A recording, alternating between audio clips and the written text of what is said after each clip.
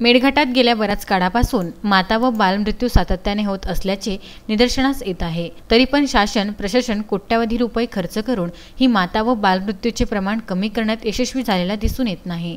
असाच एक प्रकार टेंबली निवासी माता बालच्या धारणे उपजिल्हा रुग्णालयाच्या हलगर्जीपणामुळे मृत्यू झाल्यानंतर समोर आला आहे। प्राप्त माहितीनुसार मुख्यालयापासून अवघ्या 5 किलोमीटर अंतरावरील व प्राथमिक आरोग्य केंद्र बिजुधावडी अंतर्गत येणाऱ्या टेंबली निवासी शिवानी दयाराम जावरकर ही पहिल्यांदाच गरोदर माता 6 महिन्याची गर्भवती होती। तिची नियमित तपासणी व आवश्यक औषधोपचार प्राथमिक आरोग्य केंद्र बिजुधावडी येथे नियमित सुरू होते। तिला 20 ऑक्टोबर रोजी ताप आल्याने धारणे उपजिल्हा रुग्णालय येथे तपासणी व औषधोपचार करून घरी पाठवल्याची माहिती सूत्रांकडून प्राप्त झाली आहे। तदनंतर 21 व 22 ऑक्टोबरला शिवानीला पुन्हा ताप आला नाही। मात्र 23 ऑक्टोबरला दुपारी ताप आल्याने तिला उपजिल्हा रुग्णालयात धारणे येथे भरती करण्यात आले। नंतर शिवानी पलंगावरून उठताना ती जवळच्या पलंगावर पडली व तिच्या डोक्याला जबर मार लागल्याने तिला चांगलीच दुखापत झाली, अशी माहिती शिवानीच्या एका महिला नातेवाईकांनी दिली आहे।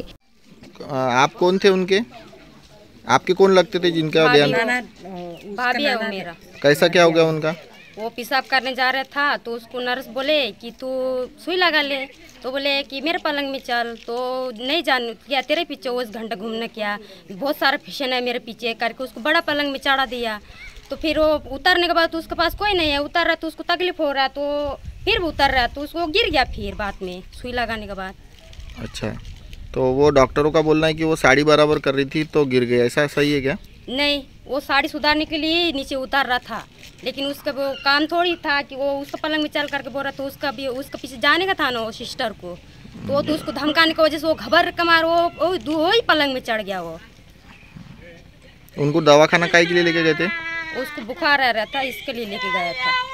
नंतर शिवानीच्या डोक्याला मार लागल्यामुळे सिटी स्कॅन व सर्जन ओपिनियन घेण्यासाठी अमरावती येथे संदर्भित करण्यात आले। 28 ऑक्टोबर रोजी अमरावतीवरून परिस्थिती सुधारत नसल्याने शासकीय वैद्यकीय महाविद्यालय नागपूर येथे तज्ञांच्या उपचारासाठी संदर्भित करण्यात आले। उपचारादरम्यान परिस्थिती गंभीर होती। तिला 2 नोव्हेंबरला श्वास घेण्यास त्रास होत असल्यामुळे तिला ऑक्सिजन देण्यात आले। मात्र शेवटी 3 नोव्हेंबरला नागपूर येथे उपचारादरम्यान शिवानीचा मृत्यू झाला। शिवानीला संदर्भित केले तेव्हापासून डॉक्टर दिनेश अंभोरे वैद्यकीय अधिकारी प्राथमिक आरोग्य केंद्र बिजुधावडी हे सतत रुग्णाच्या नातेवाईकांच्या संपर्कात होते व त्यांना वेळोवेळी सहकार्य केल्याची माहिती प्राप्त झाली आहे। तसेच मेळघाट सेलचे समुपदेशक हे अमरावती येथे व नागपूर येथे रुग्णांच्या मदतीला होते। सदर मातेला डोक्याला गंभीर दुखापत झाल्याने अमरावती येथे संदर्भित करण्यात आले होते। तेथून पुढील उपचारासाठी शासकीय वैद्यकीय महाविद्यालय नागपूर येथे संदर्भित करण्यात आले होते। सदर महिलेचा उपचारादरम्यान दुर्दैवी मृत्यू झाला।